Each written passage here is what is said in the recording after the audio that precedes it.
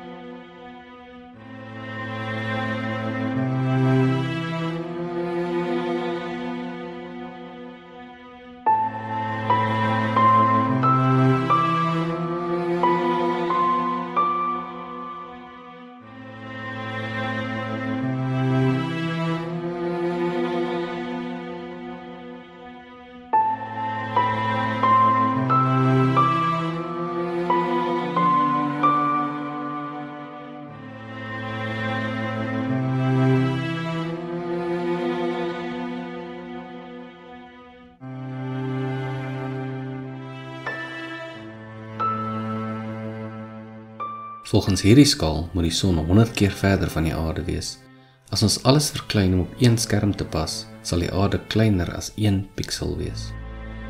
Om alles sigbaar te hou, maak ons die son se radius en die afstand tussen die son en die aarde albei 1/100ste van die akkurate skaalwaardes.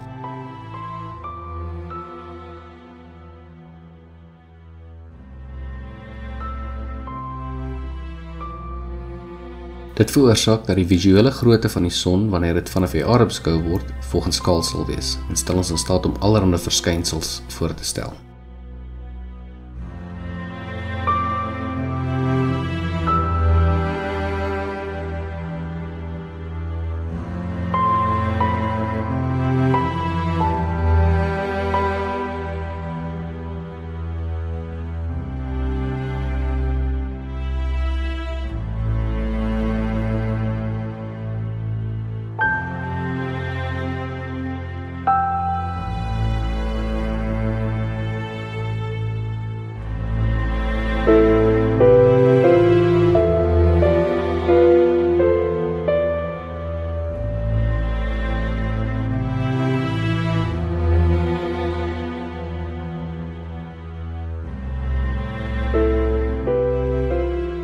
Ons grafiese model van hierdie deel van ons sonnestelsel is interaktief, wat ons toelaat om allerlei interessante verskynsels visueel te kan voorstel.